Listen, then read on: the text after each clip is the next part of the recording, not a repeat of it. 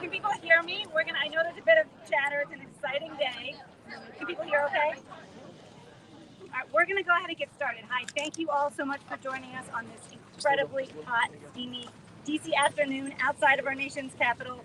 I'm Tiernan Sittenfeld with the League of Conservation Voters. I am so happy to be here today with so many climate champions in Congress, with our partners at Fossil Free Media, Climate Power, the Sierra Club, all of the climate activists following along online, and especially all of the climate activists in their great Make Polluter Pay t-shirts. We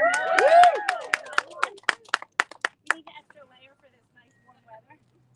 So we are here today on a very serious, very important note on the heels of last week's Republican National Convention, which made clear yet again that extreme MAGA Republicans are all in to continue catering to their big oil and fossil fuel polluter allies at every step. From huge taxpayer handouts to fossil fuel companies that are already raking in record profits, to gutting protections for our clean air, our clean water, our pristine public lands, and so much more. MAGA Republicans are all about their pro-polluter, anti-climate agenda. This dirty and dangerous agenda is all the more outrageous as people across the country and the world suffer from record-breaking, deadly and devastating climate-fueled extreme heat. It is long past time to hold polluters accountable and to make them pay for the colossal damage that they cause every single day. Fortunately, Democrats in Congress are working closely with the Biden-Harris administration to do just that, all the while, thanks to the Inflation Reduction Act, which Democrats came together with the president and the vice president to pass, the president's Affordable Clean Energy Plan. We are investing in clean energy solutions that are saving people money and that has already created more than 300,000 clean energy jobs, all, of course, while fighting the climate crisis. So thank you so much to our incredible champions in Congress who are here today, Senators Brian Schatz, Chris Van Hollen, Ed Markey, and Peter Welch, and Representatives Ilhan Omar, Jared Huffman, Kathy Castor, Melanie Stansberry, and Jared Nadler for your tireless leadership for climate and clean energy, for holding big oil accountable, for putting people over polluters. We are with you at every step. Senator Schatz. All right. It is so good to see everybody, and I want to thank our volunteers and our activists. A lot of us used to have your job, so I want you to understand that we have your back for many, many reasons. The stakes for the planet could not be higher. And this moment is about one simple thing. Polluters should pay for the damage that they cause. Polluters should pay for the damage that they cause, and there's lots of policy behind that. But actually, this is a high principle. The people who are actively taking over the government in order to ruin the planet should pay for the damage that they've caused. And the choice that the country faces could not be more stark. We just took the biggest climate action in human history by passing the Inflation Reduction Act, and yet, if we are going to meet this challenge, we're going to have to do that again and again and again, because this is the challenge of our generation, of their generation, and of every generation that is living right now. It is our responsibility to solve this problem, but more specifically, it is the legal, moral, and political responsibility of polluters to clean up their mess. Now I'd like to introduce my great colleague from Maryland, Senator Van Hollen. Thank you, Brian. Thank you, Brian. Thank you, Senator Schatz. Thank you to all of you who are gathered here, to LCV and all the allied groups who pulled us together, as well as all those on the front line, the activists. Great to be here with my Senate and House colleagues, and we are united, as Senator Schatz said, behind a very simple but very powerful principle, which is polluters should pay to help clean up the mess they made, and those who polluted the most should pay the most. This is not only a common sense principle, it is one that the American people embrace overwhelmingly. Every day we are experiencing the ravages of the climate crisis across the globe. In my state of Maryland, in the coastal communities of the Chesapeake Bay and the Eastern Shore, rising waters, more flooding. In Western Maryland, drought, near drought conditions. We are seeing Mother Earth scream out every day to tell us that enough is enough. As we all know, we gathered and we built momentum to pass the Inflation Reduction Act, along with President Biden and Vice President Harris. That was a historic step forward, and there are lots of very important provisions in there. I would just say generally, a lot of the provisions that ended up in the Inflation Reduction Act are provisions that many of us collectively worked for years on before that political moment came that we could include in them. For example, creation of the greenhouse gas reduction fund. Peter Welch and I work on Hope for Homes. There are lots of provisions that show us that when we start organizing, like today, we can succeed tomorrow. And so back in 2021, I actually introduced a plan called the Polluter Pays Climate Fund. The idea, as we're expressing here today, was to require the biggest polluters in terms of oil companies, both U.S.-based and foreign companies doing business in the United States, to put into a fund. And the amount that they have to put in the fund would be proportional to the amount of greenhouse gas emissions they've made over the last couple decades. Very straightforward concept.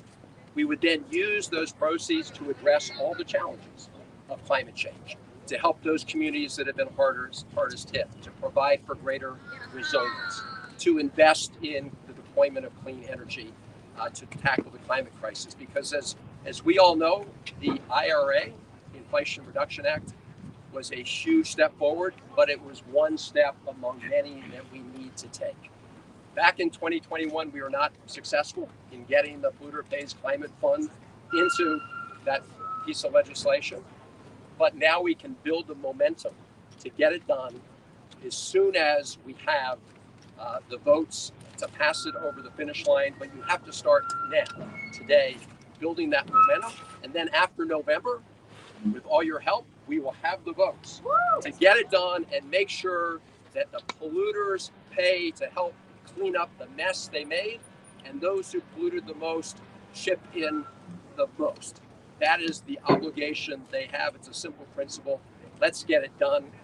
And with that, let me introduce to you a good friend and somebody who we've worked closely together over many years in establishing the Greenhouse Gas Reduction Fund, somebody who passed that original Waxman-Markey bill back in the House. Another example of building momentum over years to get it done.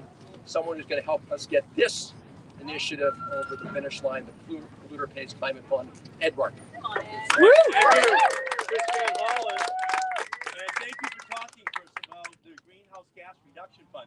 We had to call it the Greenhouse Gas Reduction Fund because the banking committee didn't want to do it. And they didn't want us to call it a green bank. But now that it's passed and signed by the president, we're talking about the green bank. $20 billion, it's going to unleash $100 billion worth of private sector investment, going to transform communities all across this country. So thank you, Chris, Senator Peter Welch, Kathy Castor, Ilan Omar, I guess Jerry Nadler and Melanie Stansbury, Jared Huffman are also going to be joining us, Brian Schatz, and again, I'll just get back to my New England colleague, Peter Welch. So, Janet, thank you so much for organizing this. The League of Conservation Voters, Fossil Free Media, the Sierra Club, Climate Power, and all my colleagues joining us today for this important press conference to call out big oil, big cash grab. Big oil and gas companies are willing to burn up our planet to make sure we keep burning fossil fuels while burning through our budgets at the same time. Big oil is raking in record-breaking profits, more than $170 billion last year for just 15 companies alone, But we are all footing the bill for their tax breaks, for their corporate subsidies, for their price gouging, and for their fossil-fueled climate disasters all across our country and the world. But just like the source of their profits, that business model has to go the way of the dinosaurs. And by the way, when we get done with our revolution, there won't be any more drilling, so the dinosaurs can rest in peace. Okay? So we won't let big oil profit from our suffering. We won't let Donald Trump and the Republicans sell our future to the highest corporate bidder. We will hold big oil accountable for lies, for collusion, and for profiteering. I've seen farms in western Massachusetts devastated by floods. I've seen the rising tides that are sweeping over the Cape Cod coast. I've seen wildfire smoke over Beacon Hill in Boston. These dystopian fossil fuel disasters aren't in our future. They are at our doorsteps today. And every time the polluters leave the U.S. everyday working families to pay their price, fossil fuel executives love to profit off of fossil fuel exports, a strategy I've been fighting against for decades. Earlier today, I led many of my New England Senate colleagues in sending a letter urging the Department of Energy to consider specific harmful effects of liquefied natural gas exports and the impact it would have on the price of natural gas for New England households. And ultimately, we need to stop rubber stamping export fuel cash grabs. And with my Ban Fossil Fuel Exports Act, which would direct the president to ban exports of crude oil and natural gas around the world, reinstating the ban that was lifted in 2015. We need polluters to pay for the damage that they are doing. And we need to use that money to build back cleaner and smarter after disasters. FEMA spends billions of dollars every year rebuilding power lines and electricity sources after major disasters. And that's why I'm working on a new effort to urge FEMA to build more climate resilient infrastructure after disasters hit, not just rebuild the same old, outdated, and inadequate systems. Nothing in the world is as powerful as an idea whose time has come. And I'm confident that the time has come to make polluters pay and build a cleaner, more resilient world for all of us. Democrats will work hard to ensure big oil gets consequences and ends cash payments from American taxpayers and consumers. And we will work hard to ensure that our communities don't get stuck holding the check, because we know it is Black, brown, indigenous, low income, climate justice communities that are on the front lines, getting hit hardest by climate disasters and getting the fewest resources that they that any other part of our communities. And Project 2025, thank you so much. There's an old saying, would that my enemy had written a book. They have written the book, so we know what their plan is. Our enemies have laid out what they're going to do, selling off America's Arctic to big oil, doing away with all the tax breaks for wind and solar, all electric vehicles, ending the enforcement office at the EPA, and having $1 billion go from the fossil fuel industry to Donald Trump as the payment for the removal of all those environmental protections. So this pay-to-play scheme, which they've put together, is absolutely unacceptable. We're here today to say we're going to inject this into this campaign of 2024. Our answer to Project 2025 is Campaign 2024. We're going to make sure there is no Project 2025 that ever sees the light of day. So we thank all of you for being here, and I now turn to introduce the great senator from the state of Vermont, Peter Welch. All right. Thank you. It's wonderful to be here with you, with our climate activists. Thank you so much for keeping hope alive and all the work that you do. My wonderful colleagues from the House, and Eddie Markey and Chris, and we work together in the House as well.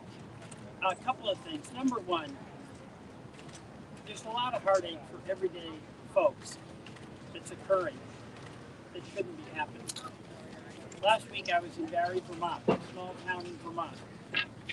It was a year to the day after the 2023 floods, where with Bernie and Becca and the FEMA administrator, we were visiting families whose basements and first floors were underwater. It's devastating. They lost their home. A week ago, I was in the same town, in the same place, where in the second year in a row, we've had a once in a 100-year event. Once in 100 years, it's now happening every year. And the heartbreak for those families, who, when I was talking to the parents, were just really concerned about the well-being of their children. How do we give them security? How do we get them to school? How do we find an alternative place to live in Vermont where housing is incredibly short? That's what climate change is doing. It's creating real pain to hardworking, everyday people who have no chance to control the weather. Our efforts is about giving justice and hope to everyday people who just want to raise their families and be part of a community. So this is really vital. Number two, we've seen this play before. We saw it with Big Tobacco. Remember how they did all that advertising, directing it at kids, while their scientists in the back room were aware that it was causing cancer, but they denied it.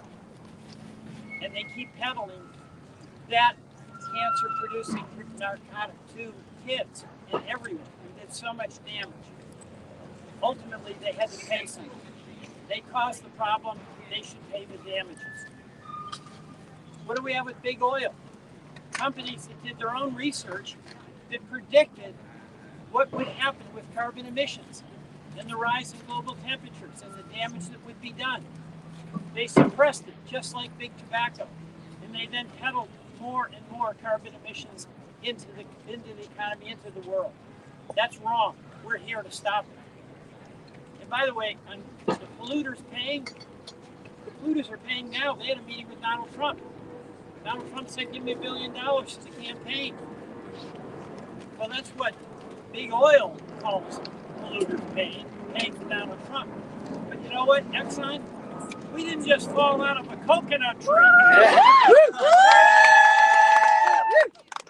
are talking about you paying those folks in Barry for the damage you did to their homes and their families. Let's keep going. All right.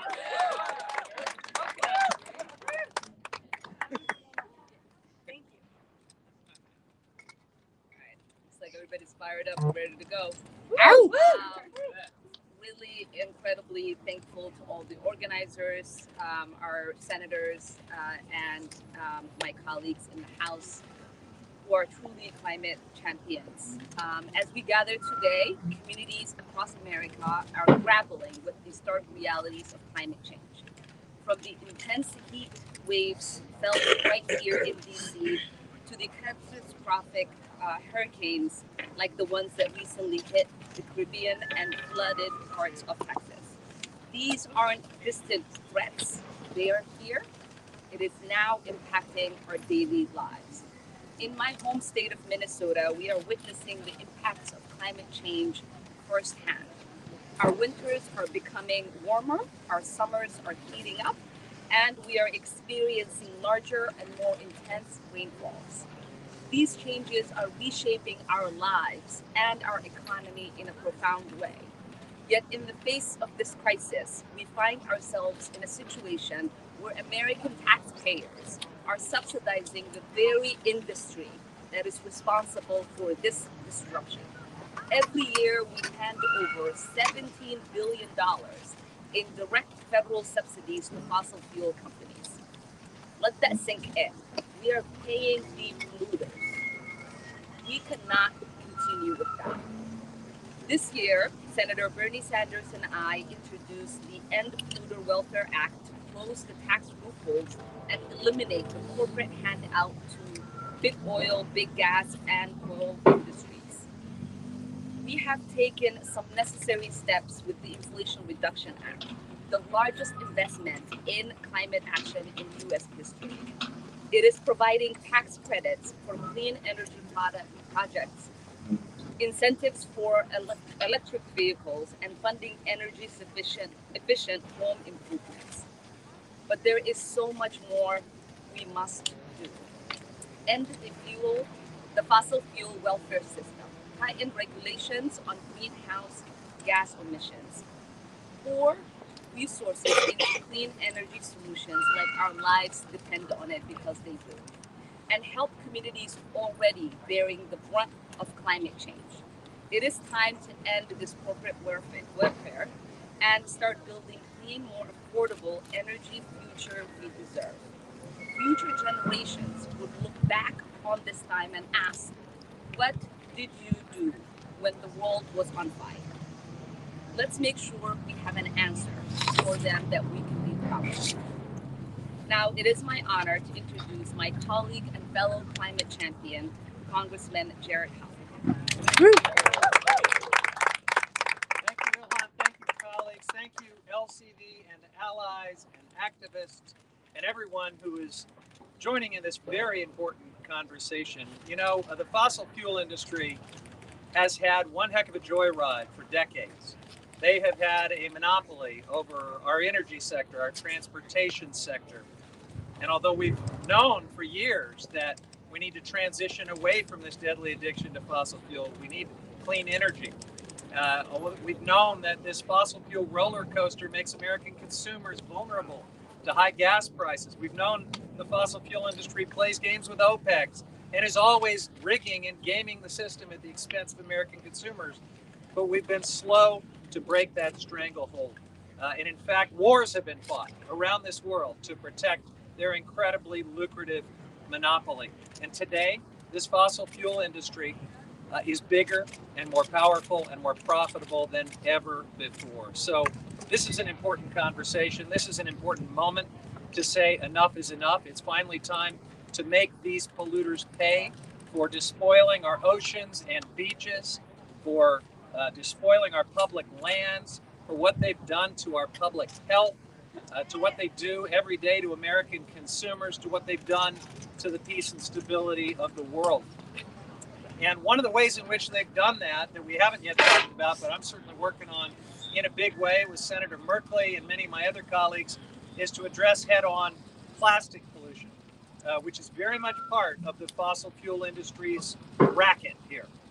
They intend, if we don't stop them, to triple plastic production in the next couple of decades at a time where plastic is everywhere. We've got a gyre of plastic pollution floating in the Pacific Ocean the size of Texas. It is in all types of wildlife. It is in our body tissue. It's in our brain cells, microplastics and nanoplastics, and it's causing all kinds of diseases and other public health problems. It is part of the climate crisis. It is part of this terrible pollution model that we're trying to break here. And so by confronting Trump's Project 2025, which would lock in this fossil fuel monopoly for decades to come, that's one important piece of this. But we got to go out there and win this election, folks, because, Ernest Hemingway, in one of his novels, a character was asked how they went bankrupt. And the answer was slowly and then very suddenly. I think that's how it's going to be with breaking the stranglehold of this polluting fossil fuel industry. It's taken us too long.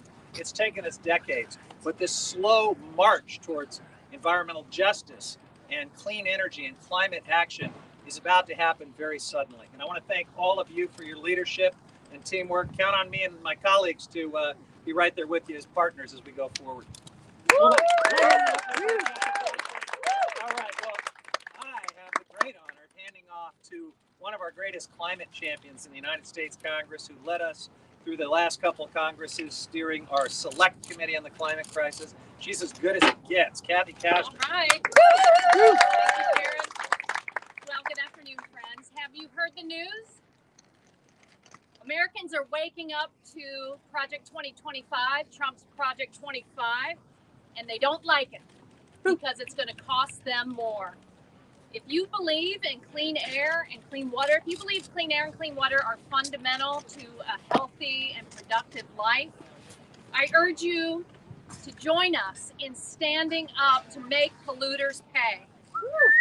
If you believe that scientists and meteorologists should be able to share basic science and weather information, hurricane warnings, tornado warnings, flood warnings with the public, then you have to join us in making polluters pay. You know, the big oil-aligned 2020 Project 2025, they like to play games, don't they?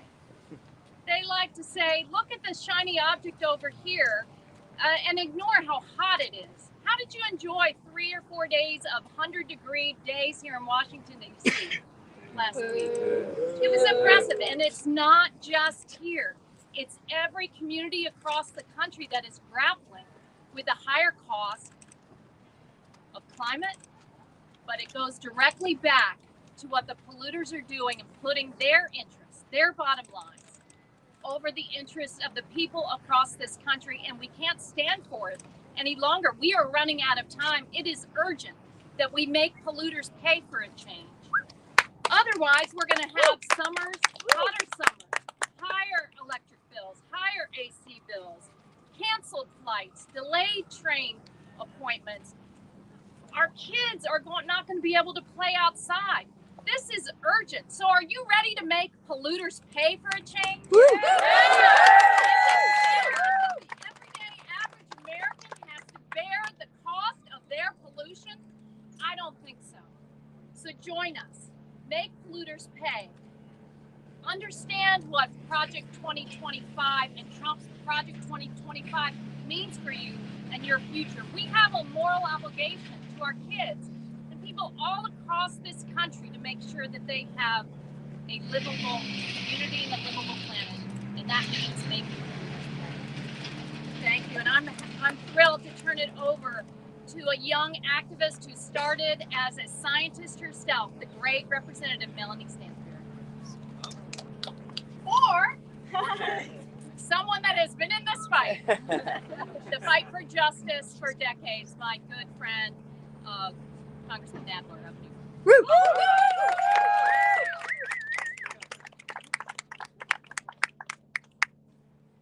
Well, thank you. I'm grateful to Fossil Free Media for organizing this event, and to all the climate organizations and advocates here today. The climate crisis is an existential threat to the future of life on our planet.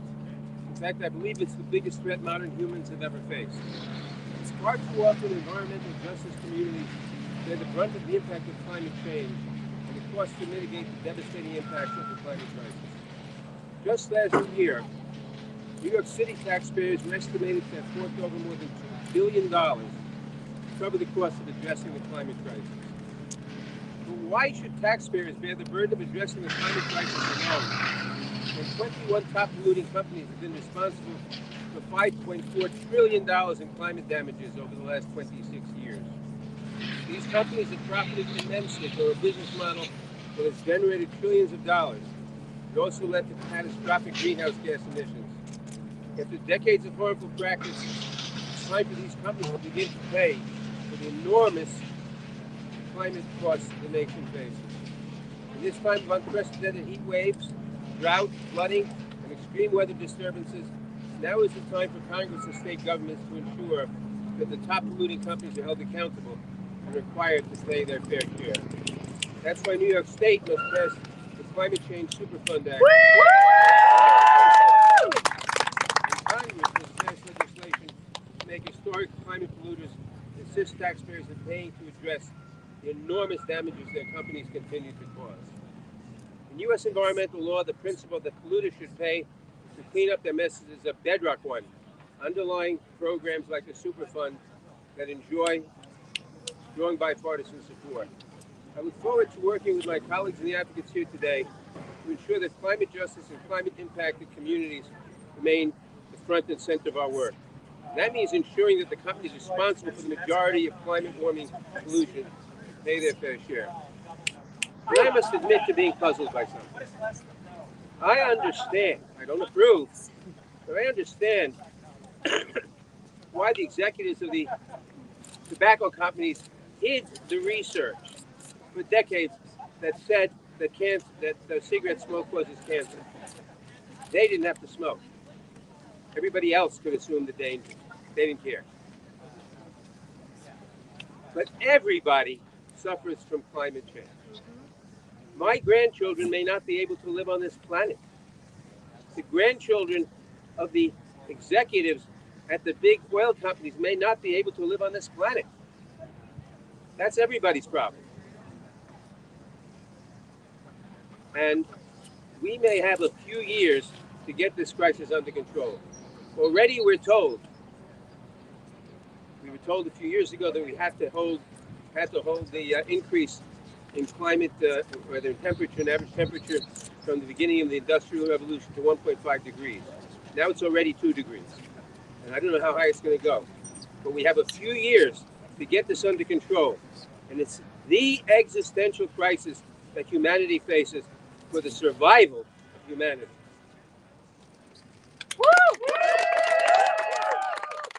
Thank you so much, Congressman Backer. Huge thanks to all of our incredible climate champions. We are with you in every step to make polluters pay.